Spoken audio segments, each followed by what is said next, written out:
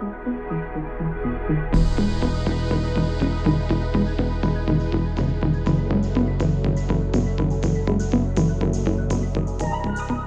everyone. We're so glad that you could join us today. Today, we're going to hear about how Miro is used within Google Meet. So see a lot of Teams users. There's a lot that's applicable here for Teams as well, but primarily focused on our Google Meet integration. And really the goal is to keep our teams engaged and high performing and providing ways to connect and collaborate and innovate better than when we were working together in person, side by side in many cases. So today, I'm so glad to say that we're joined by Brent Barton, who sits on the Enterprise Agile Coaching team at Salesforce and helps the technology and product organization continue its leading position through their use of modern lean agile methods. So prior to joining Salesforce, Brent held many roles, including founder, executive, management consultant, and enterprise transformation leader. So I think there's a lot of folks listening to the session that will be able to resonate with a lot of these roles that Brent's held in the past. So we're fortunate he's gonna answer some questions at the end. So please hold on to any questions for Brent. Or throw them in the chat and we'll ask them at the end. And then if there are any questions about Miro or the integrations, you can also throw them in the chat, and our moderator, Christina, will be happy to watch out for those and answer them there. So let's dive right in. Nice. Yes, I'm Brent Barton. Great. Thank you for all coming. My role right now at Salesforce as an Enterprise Agile Coach within technology, marketing, and product, which is a pretty big breadth of capabilities we need to help support. We represent thousands of teams and we support them. As an enterprise coach, we have to provide foundational capabilities such as training for product owners and things like that. And then we also have to provide support that's both strategic and tactical, because many of our coaches are also aligned to clouds, which is the sales and service and some of those other areas that you may know how we organize. And those folks and us work together in partnership to help deliver some cross-enterprise kind of capabilities strategically and regular. And so as the world has shifted over and over and over, and we are more in hybrid work, we have to be able to innovate and try new ways of addressing our growth and the fact that we work differently. And so I spend a lot of time sometimes experimenting and sometimes just heads down making sure the work gets done. So it's a combination of things, most focused on how do we engage people effectively so that their lives can be just a little bit better. And can we help that goodness get spread? And one thing I'd like to say is that the most impressive thing about Salesforce for me personally when I came here is that we have really good values, and sometimes we don't completely live up to those values, and we talk about it. When we don't quite hit our values, we get to talk about it, and we're open and transparent. And that's refreshing, because that means we can keep pursuing the right things. Well, Salesforce seems lucky to have you, and also really lucky to have a culture that promotes that sort of transparency and candid conversations. Can you tell us, Brent, can you just maybe paint us a picture of how you used to collaborate in person before you went remote or now hybrid, and how did things change for you when you moved to remote? What was the impact there? Yeah, I've been using Agile practices, and then as we think more about agility in businesses for a very long time. And the real focus was co-located teams when we're talking about how do we build great software, whether it's in a small startup or in other organizations. And so that dynamic of being able to just look at each other and sense what each other are, that communication saturation, those things are fabulous. And my life had a lot to do with doing that. And I found myself a lot of times on airplanes quite often in order to help achieve that. And the challenge is that when I wasn't there, then I wasn't there, and there was this big disconnect. Well, then we started getting more and more collaboration capabilities and tools, and we started using them. But still, it was sort of like the okay approach versus the in-person approach. And so that's how my life largely had been, very relationship based. Yeah, that's really interesting. The communication saturation from going from that to just okay, which Yep. is, I think, the world where a lot of people were just scrambling to, make it work. Yeah, exactly. Definitely. And then, so how did you, what did you use Miro for then? So I've used Miro as a tool for various different things. When the pandemic started, I used to, in the past, do in-person training. And that in-person training that I did was all in the room, sticky notes and all the rest. And then the pandemic hit, and I immediately had to convert those into an online experience, and found that Miro works really well in order to create that experience. And so actually it translated better than I thought it would, interestingly. And so that was really where I started focusing on using Miro to actually create a good experience in a remote environment. So what did that look like to you, like a good experience in a remote environment? I want people to be excited and feel engaged, not feel burned out. I want folks to be able to collaborate together, right? A one-way lecture is about the most boring thing that can happen. So I want to speak no more than 10 minutes if I can get away with it before we go do something. My wife, who is an elementary school teacher, said, I have only a number of minutes available as the age of the student. So a second grader, for example, has about 6 or 7 minutes before their attention span is gone. That sounds similar to software. Maybe we get 10. And so I need that activity. I need that, experiential learning. I need people to construct their own meaning. And Miro was great for creating that environment.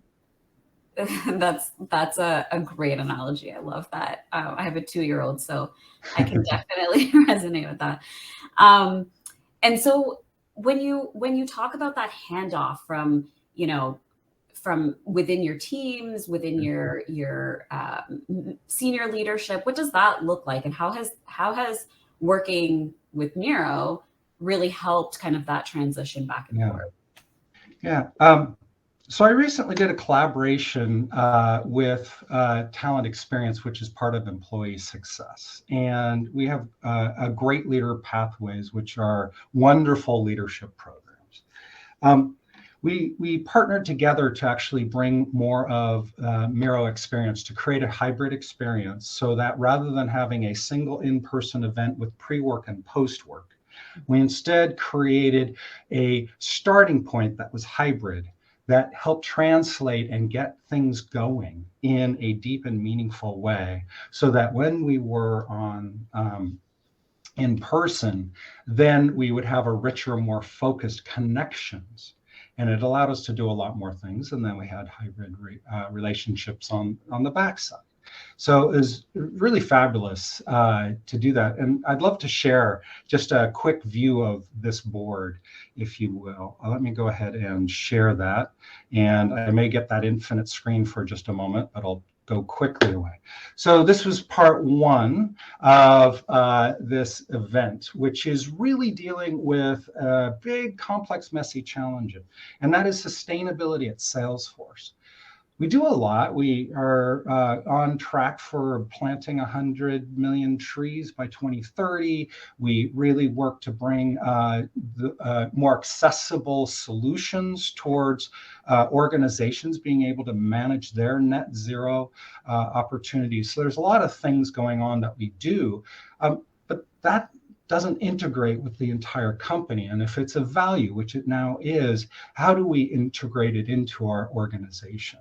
And so we really looked at sustainability at Salesforce, and then from a systems perspective said, there's a lot of big things going on in our context around sustainability. What might those external forces be that influence us that we may not be able to change, so that we can focus in on what can we do to integrate sustainability into Salesforce so it's common. And this is with our SVPs and above.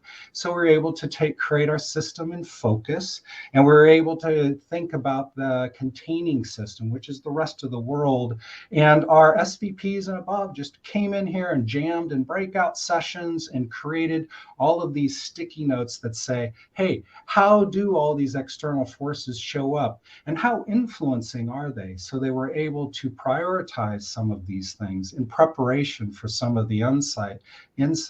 And then they could create their own complex, messy challenges in their own space. So we have this comparison and contrast, and really make something powerful that we were able to start showing before we ever even got into the in-person. We started not just seeing the system, but really feeling it and going deeper. So it was just a fabulous way to enter in, and really great feedback from leadership. And I have to say that I had another engagement with leadership where a person said, I thought I was going to be in another bunch of boring meetings. This was fun. I got to learn about people. I got to embed and things like that. So, the feedback's been tremendous. So it's not just for teams. It's for big teams. It's for lots of different approaches.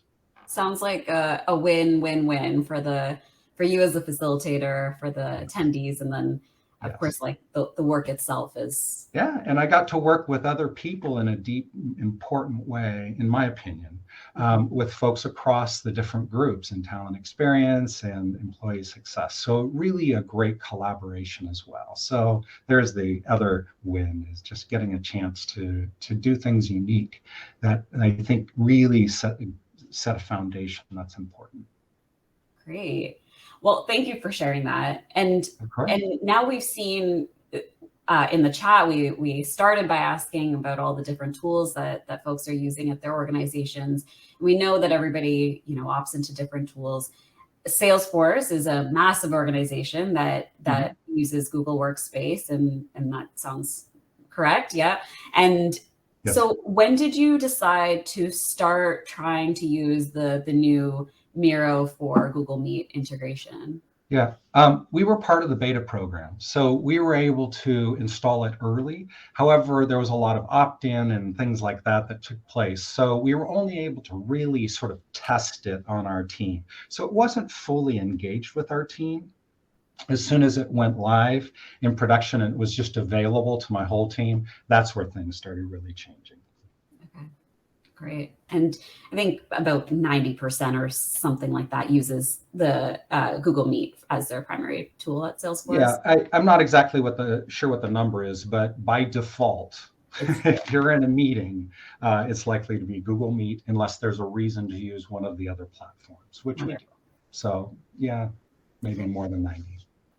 Well, for those that in the session that aren't familiar with Miro in Google Meet and that experience, you can start using it right away. You'll find it in the bottom right corner under the activities panel. And so you can collaborate with your meeting attendees on either a new board or an existing board with really just a couple of clicks. So I'd love to share that with you, just so that we're all on the same page and we can take a look at what it looks like. Yeah, it is. It has been a game changer for my team, I have to say. And go ahead.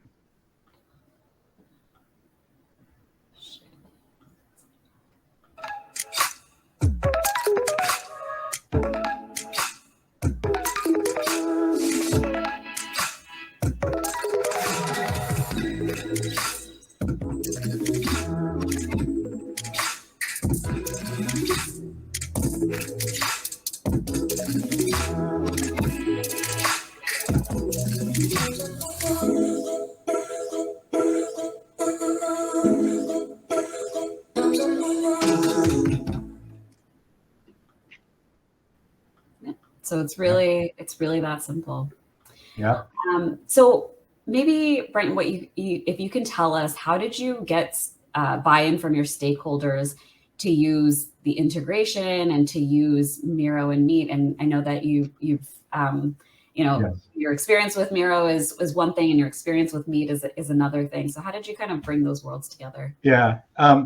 So Hector, one of my team members, he was sharing a lot of things, right? Tended to screen share, and he was screen sharing Miro yet again as we're getting ready in our meeting planning sessions that we do monthly planning in our group, and it's across all of our roadmap programs. And I knew that Google Meet had gone live, and he kept forgetting to use it. So there's those little tiny habits that we don't always have.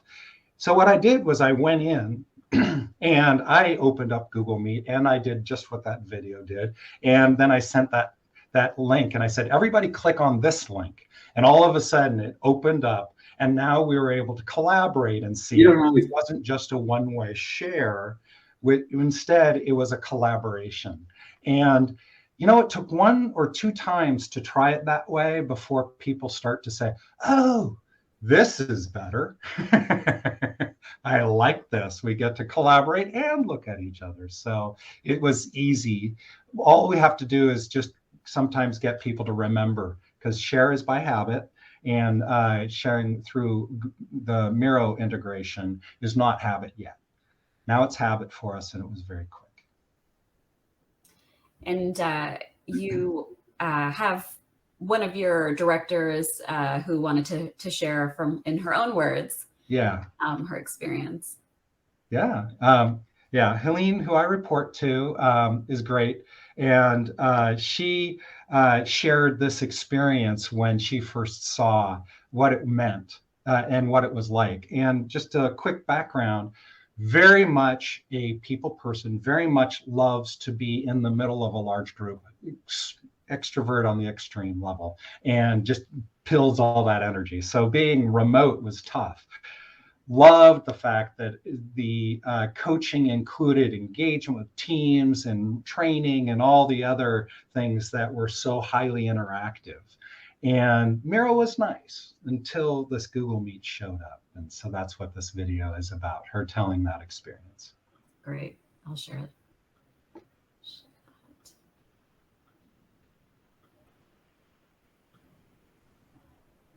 Get to be in person, do you? Is there a big difference for you? Yes. No, you don't get to be in person. And, it's obviously been a challenging piece. And most of my team was actually hired after the pandemic. So if we got together, it was very infrequent. And so, finding ways to better connect was really important for us.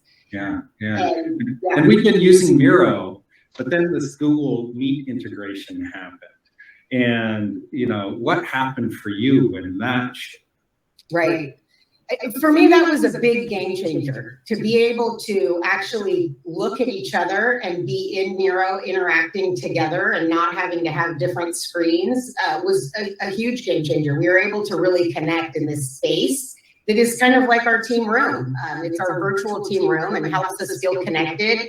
And now to be able to have that Google Meet piece of it where we can still see each other and see the board, it was a real game changer. It helped us really stay connected. Yeah.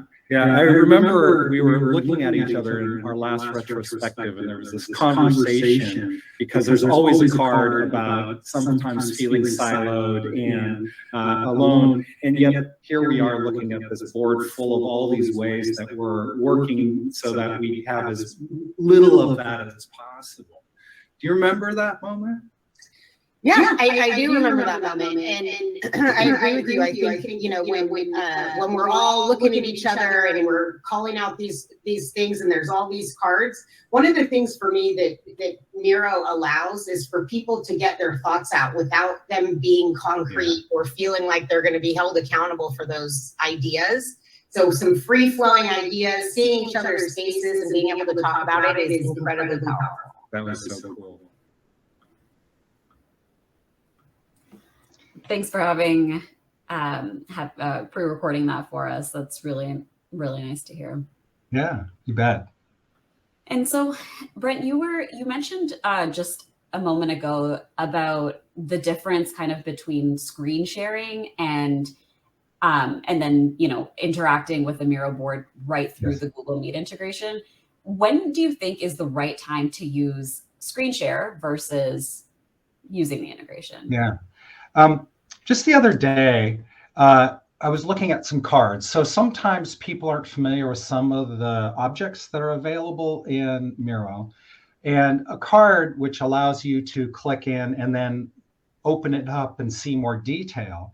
Well, there's a little affordance that allows you to click on it and open those things up. And we were sitting there in the Google Meet and Miro integration. So we're looking at each other and we're independently working. And I'm saying, open that card. And that person, she just couldn't open the card. She didn't know how to figure it out. And I said, see the little thing over there? Well, what was happening is I saw it, but she was zoomed too far out to be able to see it. And so she needed to zoom in. And so sometimes you have those little communication things. And so in demonstrations or certain other kinds of environments, a share is a little bit better. So we popped out, which is that thing up on the top right on the Google Meet integration. She shared her screen or I shared mine, I forget which, and then we figured it out like that fast. So the nice thing is that I've learned, and it was not obvious to me, but I learned that the link on the share is sticky. So when you use the Google Meet and that link, you can just go into that link and it's all right back into the Google Meet with the Miro integration. And you can pop out and do share or do something else. And it's not that hard to do and everybody can go get it. So you don't have to go through all those steps that were in like that video. Mm-hmm. And I used to do that, which is a waste of time. And so that has been really an important thing to realize, that you have to keep in mind if you're interacting together on the board versus trying to show something. And sometimes you have to switch back and forth just to make sure you have a smooth flow or we don't get people confused. Yeah. And there are certain tools built right into Miro too, like Bring to Me, yes. and that sort of thing. Yeah. But yeah, absolutely. And I think that's, in trying the integration a couple of times and playing around with it, it sounds like you've found the sweet spot. So love to hear that. Yeah. Well, you've given us a lot to think about, the agility of moving from video conference calls to in-person workshops, getting buy-in from stakeholders to try new tools, and really kind of the human connection that's made possible by some of these new integrations, and what the right solution might be for the task at hand. So now I'd love to open it up to any questions that folks have. I see one here. Brent, do you have any suggestions for templates to conduct fun activities or games? Yeah. There are lots of templates out there in the Miroverse for icebreakers and for other games that you can play in Miro. And just going and looking there can be inspirational. I know that there's sort of a French fry challenge that we found that we really love to have a playful look and feel. So if we start using templates, or the templates have a certain purpose, we'll design them using some of our own company assets. And sometimes we'll make adjustments to those boards, and they're designed to do that in the Miroverse and all the other templates. So there's lots of fun games. But the French fry game is about pulling a fry and answering a question. And, just about what I've found is that every sort of in-person game has a counterpart that is very similar in terms of outcome and value that you can apply. So I've used a lot of the experiences I've had and made them online using Miro.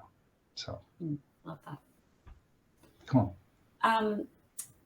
Another question is, you've gone from 100% workshops in person, and then kind of doing this method of, starting in Miro, building the back work, and then moving to in person. What have you seen as some of the biggest benefits to this new way? And in hindsight, what are some of the cons, I guess, of doing it the old way? Well, first of all, is that why, and we heard this in the keynote today, why we get together has become more deliberate, and it's needed to. Our relationships and how we worked before the pandemic were all based on assumption in many ways and our need to be human. And then when we had this pandemic and we were suddenly really remote, I think everybody had to have a new perspective that showed up. And now we're finding that our company and others are saying, let's be very deliberate about what in-person is. It's about human, it's about connection, it's about doing things that you can't really do in person.